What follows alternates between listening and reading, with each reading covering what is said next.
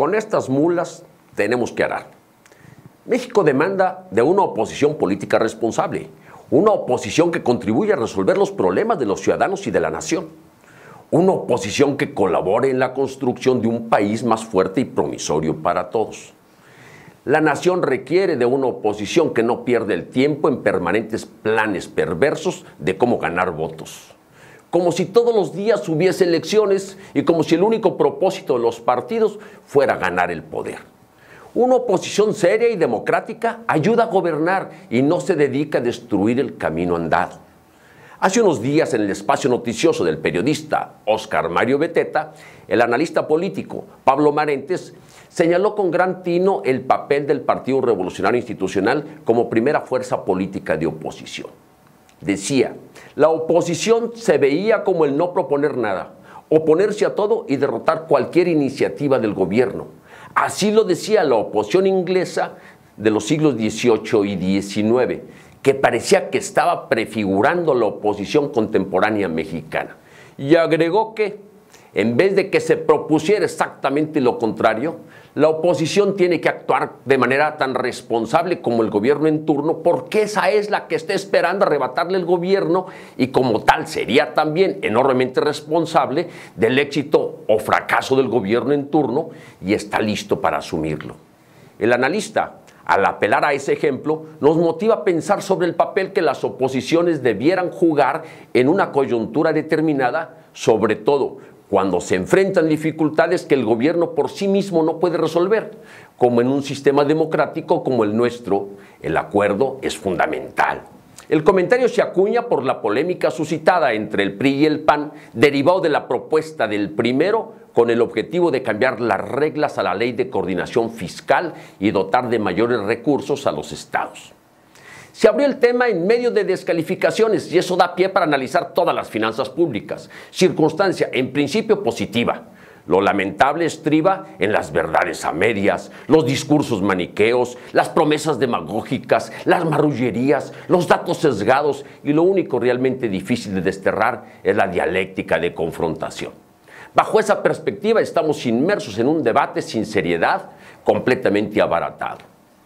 México ha pasado por infinidad de dificultades desde las décadas de los 70s, 80s y 90s, cuando ocurrieron las grandes devaluaciones. Nos endeudamos y no había forma de pagar. El discurso se centró en un pésimo manejo de las finanzas públicas y todos nuestros males se atribuyeron a la deuda externa. Esa, entre otras, fue una de las razones que ocasionó el proceso de transición.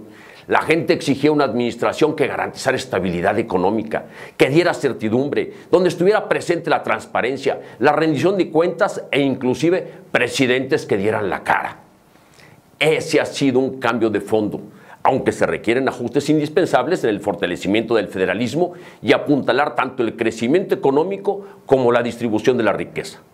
No obstante, ni los estados ni los municipios pensaron contar con los recursos que ahora reciben, lo que se han multiplicado de forma considerable, de los que disponen además con gran discrecionalidad, tanto de transferencias de la Federación como en su momento de los excedentes petroleros, prácticamente sin rendir cuentas a nadie.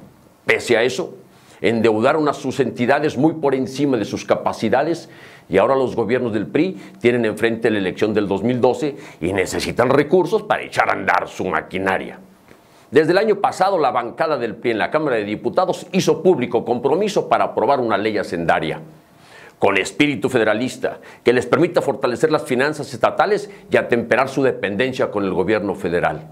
Pero, vaya, se les olvidó y prefieren seguir dependiendo de la federación y agandallarse el presupuesto bajo el prurito de a ver quién se opone a que les lleguen más recursos a los estados, cuando en realidad su verdadera pretensión es cubrir sus ineficiencias, mayor gasto corriente, cubrir el clientelismo electoral y, como siempre, disponer de los dineros a su antojo con gran opacidad, sin rendición de cuentas y a la hora de pagar no las cargan a todos.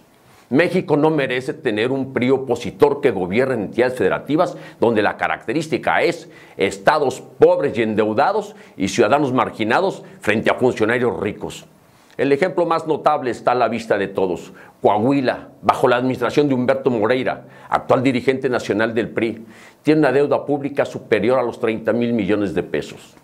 como suele hacer el PRI, en donde se gusta de ver la paja en el ojo ajeno sin ver la viga en el propio, a través de la legislatura de mayoría tricolor, se apresta a autorizar un endeudamiento similar al que se tiene para reestructurar la deuda.